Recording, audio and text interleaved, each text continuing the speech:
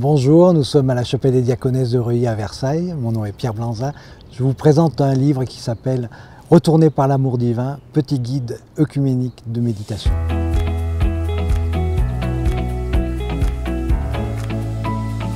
Pierre Blanza, vous avez traduit un petit guide œcuménique pour la méditation et la prière. Pouvez-vous nous en dire un peu plus sur son auteur et sur l'endroit où nous nous trouvons? Alors, John Stroyan est un évêque anglican. Il n'est pas sans lien avec ce lieu puisque pendant des années, il a été le coprésident du groupe des Accords de Reuilly. Ici, à Reuilly, s'est tenu pendant plusieurs années un dialogue entre églises anglicanes de Grande-Bretagne et les églises luthéro-réformées en France, qui a donné lieu à une déclaration commune en 2001, connue comme la déclaration de Reuilly. Et il y a un groupe qui est chargé d'accompagner encore ces accords pour qu'ils puissent se traduire de manière plus concrète dans la vie de nos églises. Et donc c'est cet auteur-là qui a commis ce livre et j'ai eu l'occasion de le rencontrer dans le cadre justement de ce groupe de suivi des accords de Reuilly. Alors comment est-ce que ce petit guide a pu soutenir quotidiennement au fil de la journée la dimension contemplative de la prière et puis l'expérience de la foi aussi? Alors le livre a comme fil conducteur finalement son titre, Retourné par l'amour divin.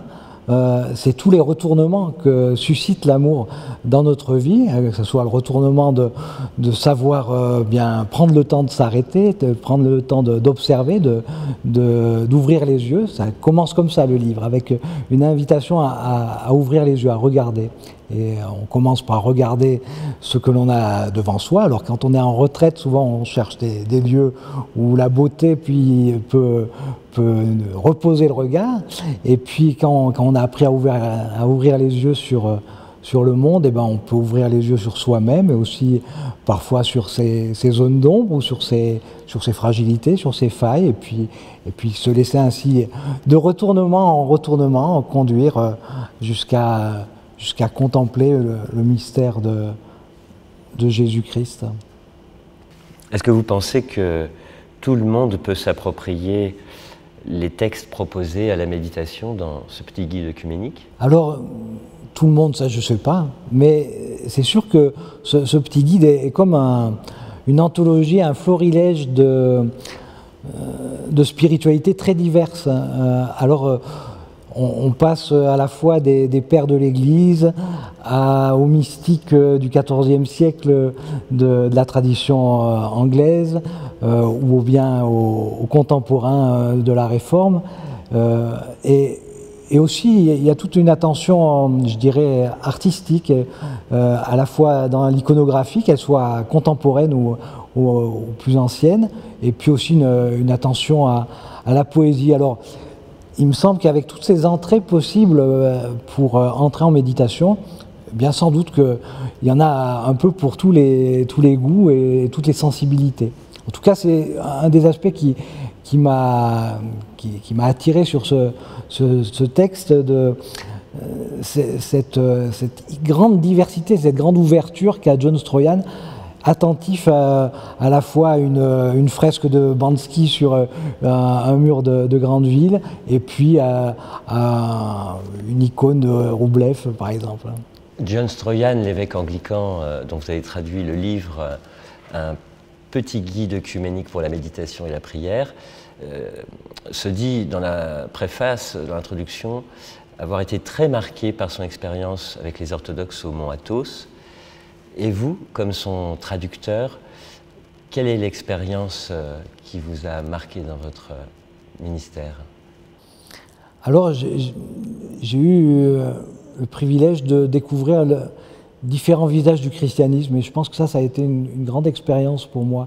Je suis né dans un milieu luthéro-réformé, et même réformé, un peu pur sucre, et puis même j'ai grandi dans un village de Haute-Loire qui s'appelle le Mazet-Saint-Voix, qui a été longtemps connu comme le village, paraît-il, le plus protestant de France. C'est comme ça que le Quid le recensait, parce qu'il y avait, je crois, 7 communautés protestantes et aucune église catholique.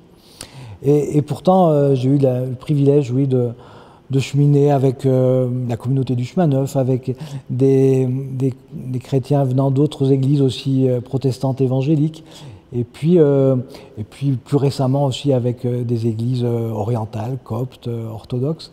Et toutes ces rencontres ont été très, très saisissantes pour moi. Mais ici est un lieu très fort pour moi. Et la règle de Reuilly, qui porte la spiritualité de cette communauté, continue de soutenir, d'inspirer ma foi. Et c'est peut-être pas pour rien, parce que c'est aussi une communauté qui a une ouverture œcuménique profonde.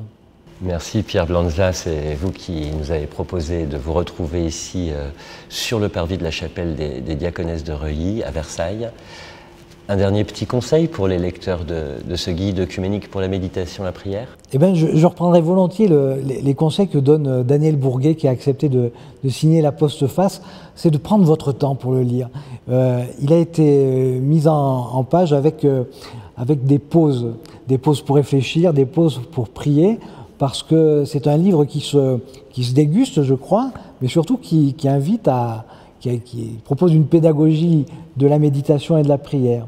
Donc, Daniel, dans sa postface, dit si vous l'avez lu, peut-être vous l'avez lu un peu rapidement. Alors reprenez-le tranquillement, arrêtez tout, prenez une journée, une semaine, et prenez le temps de vous arrêter page après page. Et la mise en page le permet, elle offre à la fois à travers l'iconographie, puis les pauses telles qu'elles ont été proposées par l'éditeur, ça aide vraiment à cela. Et la belle surprise, c'est que John Stroyan a dit « Ah, la traduction, la mise en page est encore meilleure que l'original, elle nous aide davantage à faire des haltes et à goûter la présence qui se dit dans les mots et au-delà des mots. » Merci pour cette traduction et tout ce que cet ouvrage nous apporte. Pierre Blanza, merci. Merci.